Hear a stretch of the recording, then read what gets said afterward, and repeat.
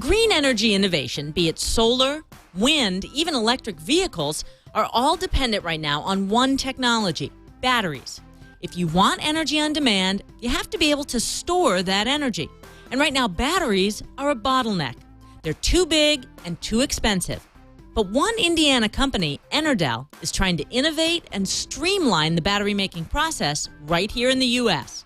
I went on a tour of their Indianapolis plant and talked to John Corbett, their quality control manager, about the incredibly technical process of making these electric vehicle batteries and how EnerDel is trying to make them smaller and cheaper. And trust me, explaining this process to a blonde was a challenge.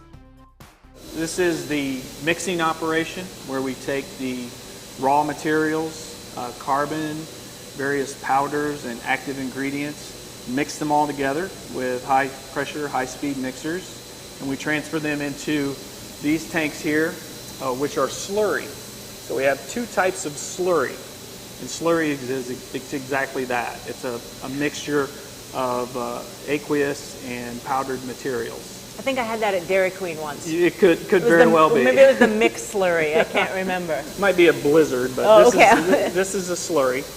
And we will transfer this material over to our coating operation, where we begin the application of the slurry to the various foils. Okay, so let's just start at the beginning. You're making these batteries from scratch. From scratch. We start with the raw materials, some powder, carbon and lithium manganese oxide and various other chemicals, mix it together with a binder and some solvents, and that becomes the slurry.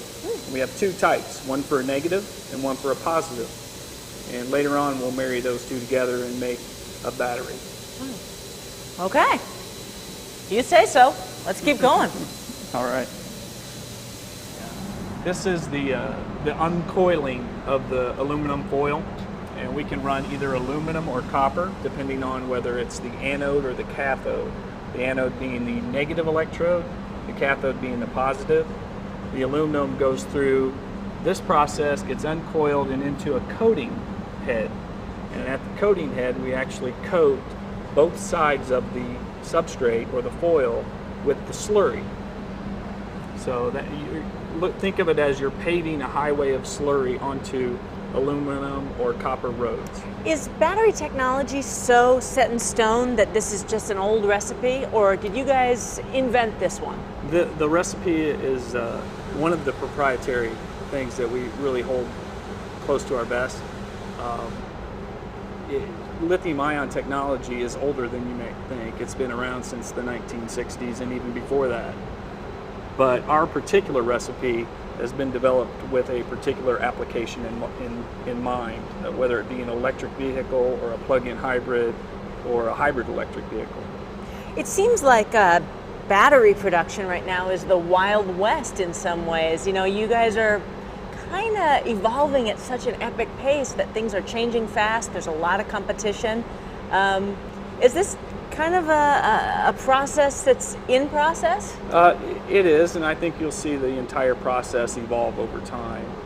There are new technologies that will be coming out on how you coat the substrates. Right now it's being applied with a slurry. In the future it may be electrode deposited without any aqueous solution, so we'll embed that directly into the foil as opposed to coating it on like paving down a road. Okay. All right, cool. As we're walking down the oven of the coater. So what we saw earlier was the front end. In order to burn off the solvents, and we really don't burn them off, we actually reclaim them.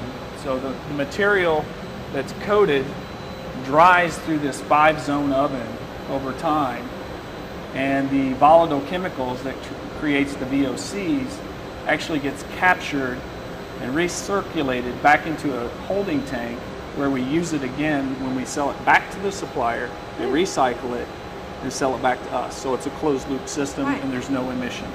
No VOCs, which are bad gases up in the air. Exactly. Good. I shouldn't flip any of those, huh? I would not flip any of those switches. Just checking. So now we see the tail end of the process. This is a single side coated electrode. that's being coiled up, and this is the tail end of the coating process. So tell me, in terms of, I see the entire sheet of aluminum coming up, and Right. then the black material is what's come out of the slurry and all of that? The black part is the active ingredient on the foil, which actually acts as the transfer of the ionic electrochemical reaction. So this might be positive or negative depending on what the recipe is for this one? With our configuration, the aluminum is the positive electrode. Okay. Got it. You see there's a line right down the center, so we're getting twice the capacity out of this coil. Mm-hmm. We'll take this double wide roll of electrode material and we'll slit it down the center where we'll use it for another process. So the final portion of the assembly of a cell is taking those components that we talked about at the beginning of the process, the mixed coated foils. We shape them into the form of an electrode, stack them up, and interweave some separator material. It's almost like making baklava. And then we put it in this little paper or aluminum foil bag that's like a potato chip bag, seal it up, put some electrolyte in it, and then it's ready to become a battery cell. Thin is in.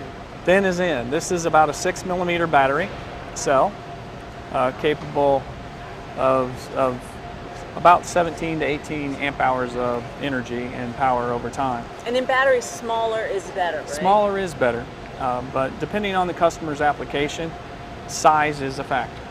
And they may want thinner, they may want thicker. It depends on how much of mechanical constraint they have. Why is this a big deal? Well, it's a renewable source. We're using raw materials that are inherent to the earth, but they're in very small quantities. We're eliminating the use of foreign oil because we're getting rid of the use of gasoline, especially when you go to electrification of vehicles. So, less gas, more jobs, a lot more growth in the industry. It's a tremendous win-win for everybody.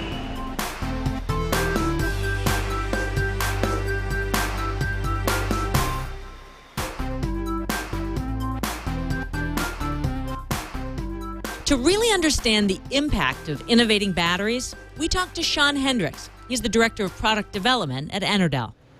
Why is energy storage a bottleneck for renewable energy? If you look at all these different technologies, the solar, the wind, even to some degree the automotive technologies that are using the gas engines and the diesel engines, they all have kind of peak operating efficiency points. And so and what that means is that they do something very well only in a small window.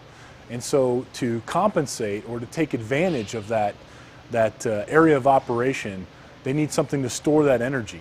And so everybody naturally turns to batteries. A perfect example is wind power. It's very easy in many parts of the country to put up windmills and take advantage of that resource. However, peak wind power occurs generally in the middle of the night when energy demand is the lowest. So how do you reconcile that difference between generating a lot of power in the middle of the night when not as many people need it, to essentially shifting that to the middle of the day when the air conditioners are running, when people are at work and the manufacturing plants are running? And so the way to do that is to store that energy that's generated overnight in some sort of energy storage system, a battery for example, and to enable that energy to be generated at night and then used during the day when we really need it, when we really have our peak demand. What's the role of batteries in combating global warming? I really see batteries as a core technology and supporting the battle against climate change. The energy storage system, or the battery, really enables solar, wind from a power generation standpoint. It's also a key factor in enabling clean transportation technologies like electric vehicles. A lot of us think of batteries as, bong bong, the copper top, or what you put into your old toys, but batteries have changed a lot. Highlight some of the advances in this technology. There's been lots of research done in the last 20 years, particularly in the lithium-ion battery technology. The big advances are that we were able to fit more energy and more power in a smaller space and make that energy last longer than any other battery technology we've seen before. These batteries are very large. They're They may weigh several hundred pounds and take up a big chunk of space in the battery today. But as far as how long they last, really today we're shooting to make batteries last as long as your car does, 10 years, 15 years, or even more in some cases. As far as recharge time, we're using all sorts of input power sources to recharge our batteries. We're using the gasoline engine in the case of plug-in hybrids. We're using the wall outlet in your garage, or maybe in your workplace you're installing fast charging stands. It's really a diversity of input power sources that let us use the power source that's most efficient at the right location to help you recharge your battery in your vehicle. I'm a geek, so I think about computers getting faster, twice as fast every 18 months. Well, with batteries, how fast is the technology speeding up? Not quite on the same pace as Moore's law. That's kind of sets the target, if you will. But really, battery technology is making increases every 2 to 3 years in terms of increasing the amount of energy in the same space or the same amount of weight. Every couple of years, 2 to 3 years, we're increasing 3 to 5% in terms of the amount of energy that we're storing in the same amount of space, the same amount of volume. But we're very much at the early stages of this technology and its adoption in all these different fields, from renewable energy to transportation.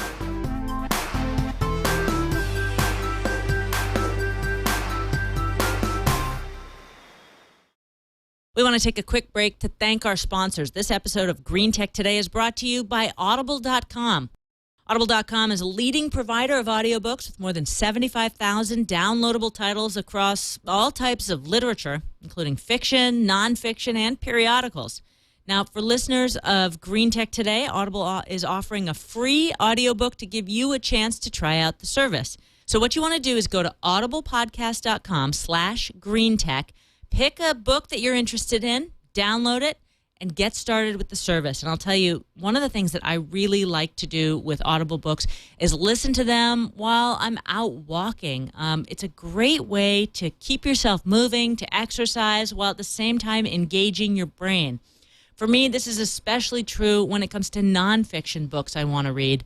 It's great to be thinking and active in your brain as you're walking around, especially if you're out in nature. It's a good fit for those of us who do have a green and an environmental bent, if you will. So go to audiblepodcast.com/greentech and check them out. Thanks for your support.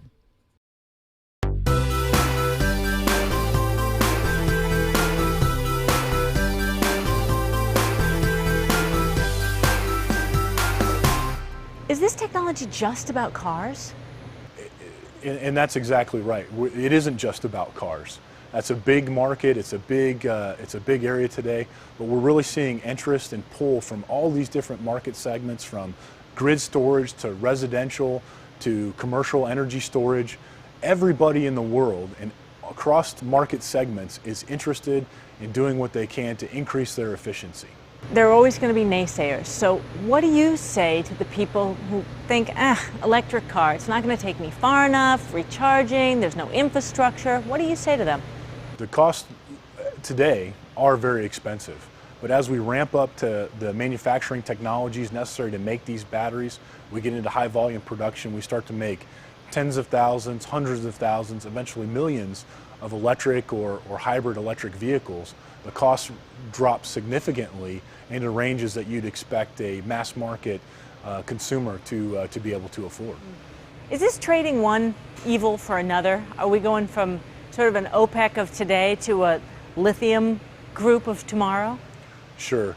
That question comes up all the time is are you changing your dependence on oil to a dependence on batteries or even raw materials? And the answer is that there's so much innovation happening in the industry today.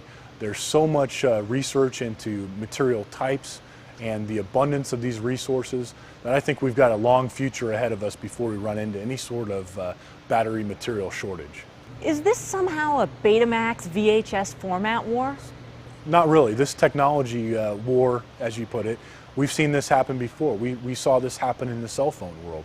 Nickel metal hydride technology was the first step in enabling laptops and cell phones to begin to shrink their size. However, ultimately they ran into the same power and energy limitations, but that technology couldn't overcome the size factors. And so now lithium technology, as it happened in cell phones and laptops, is kind of emerging as the next step in the technology evolution for advanced batteries. Lithium-ion can get smaller, basically, right? Get more energy in a smaller space. You're trying to get these batteries smaller, cheaper, more efficient, but is there a physical threshold where it's just as good as it gets? How close are we to that point? We're just at the very beginning there. We've made our first major technology leap. We've moved lithium-ion from cell phones into automotive and advanced energy storage applications. But we're just scratching the surface on the advanced materials and advanced chemistries that we have available. I think the best example is you can look at nickel metal hydride as kind of a black and white chemistry. You've got two options basically. But lithium-ion is kind of like a rainbow palette of options for the chemists and the engineers to choose from. And so we've got a lot of experimentation, a lot of range left yet in the development of that technology. You know, a big deal here is these batteries are made in America, right? Absolutely. The great thing about the lithium-ion industry today is that manufacturing capacity traditionally has been centered around the Asian area because of the location to consumer electronics. However, now with these advanced technologies, the playing field has been leveled, and America is beginning again to compete in the large-scale manufacturing of advanced lithium-ion batteries. You know, that whole concept of the earth, environmentalism, tree huggers, we're doing it for our kids. Does that play here? It does, but I like to bring it to a much more practical and personal level, which is, I'm doing something that helps my family, both from the planet or the environment of the future, but I'm also setting the stage for a new industry that maybe my children will work in 20, 30 years from today.